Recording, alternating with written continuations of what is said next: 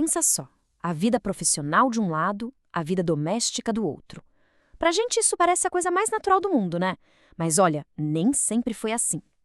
Essa divisão que a gente encara como algo dado, na verdade tem uma história. E é essa história que vamos desvendar agora. Essa pergunta do slide, se a nossa casa é um santuário ou um escritório, é super atual. Mas o interessante é que houve um momento exato na história em que essa pergunta passou a fazer sentido. É nesse momento que a gente vai mergulhar. Vamos entender como e por que o trabalho saiu de casa para, séculos depois, ironicamente, começar a voltar com tudo. Então, vamos começar essa viagem no tempo. E a nossa primeira parada é numa época em que, para muita, mas muita gente mesmo, a casa e o local de trabalho eram, bom, a mesma coisa, tudo junto e misturado. Pois é, no final da Idade Média, o cenário era mais ou menos esse.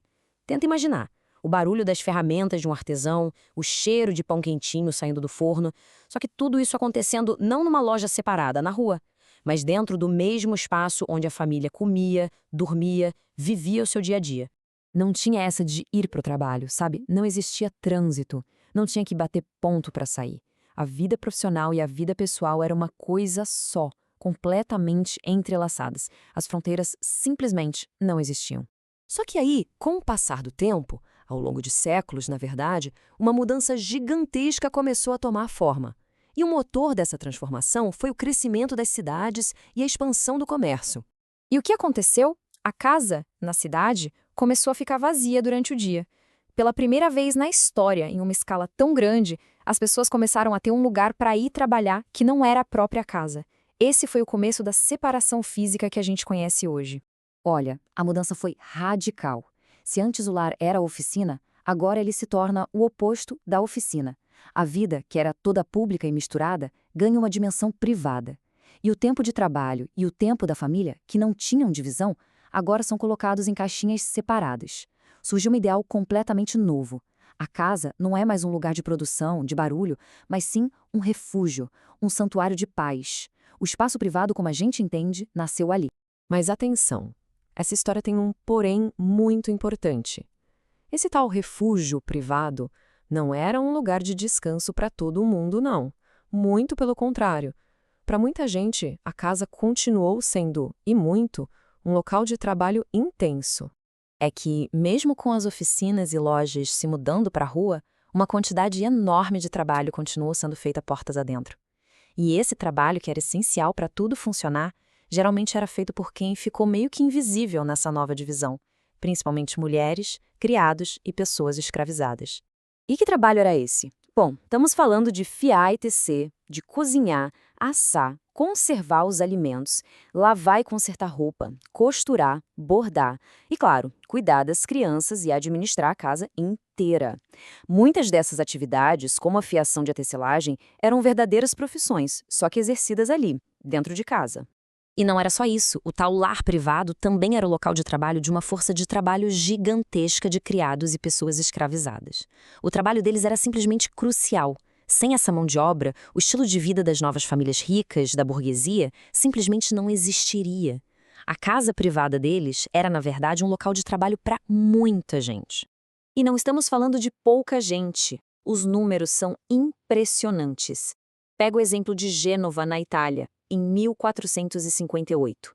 Mais de 2.000 mulheres escravizadas trabalhando como domésticas foram documentadas.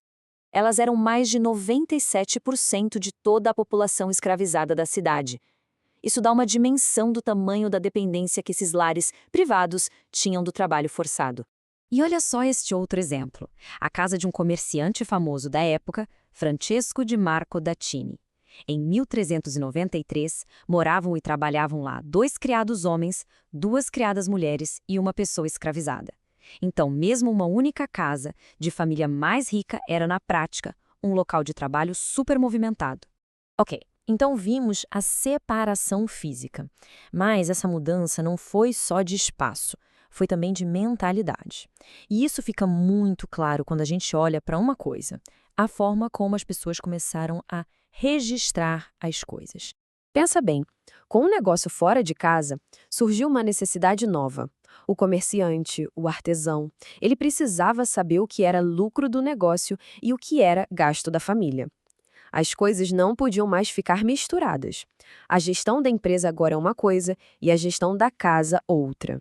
E essa evolução dos registros conta essa história direitinho. No começo, eram só umas anotações soltas. Depois vieram os livros de contas, um pouco mais organizados. Chegou até uns diários que misturavam tudo. Mas o passo final foi a separação total. De um lado, livros comerciais só para os negócios. E do outro, diários de família, os chamados livros secretos, só para os assuntos privados. Essa organização toda mostra uma nova forma de pensar e de organizar a vida. E esse hábito de escrever tudo, de registrar, foi fundamental. Não era só para controlar o dinheiro. Isso ajudou a criar um novo senso de identidade. A memória da família, a memória do indivíduo, agora tinha um lugar próprio, um registro separado do mundo público dos negócios. Beleza! Já vimos como tudo aconteceu. Mas e aí? Qual é o legado disso tudo? O que essa grande separação de séculos atrás significa para a gente hoje? Basicamente, ela criou o modelo de como a gente vive. Pensa nos conceitos que usamos o tempo todo. Equilíbrio entre vida pessoal e profissional. Ou a simples ideia de ter que se deslocar para o trabalho. Ou a visão da nossa casa como um santuário. Tudo isso, tudinho mesmo, nasceu nesse período. Então, o legado é bem complexo, né? Por um lado, essa separação criou a esfera privada, algo que a gente valoriza muito. A ideia do nosso cantinho, do nosso refúgio. Por outro lado, ela também jogou para debaixo do tapete todo o trabalho que acontecia dentro desse refúgio. O trabalho doméstico, muitas vezes sem pagamento ou forçado, que era o que sustentava esse ideal de lar, ficou invisível. E aí a gente chega nos dias de hoje. Com a tecnologia, o trabalho está voltando para dentro de casa com força total. Então fica a pergunta, o que podemos aprender com essa história? Talvez entender como essas fronteiras foram criadas lá atrás possa nos dar algumas pistas de como lidar com o mundo onde elas estão ficando borradas de novo. Fica aí a reflexão.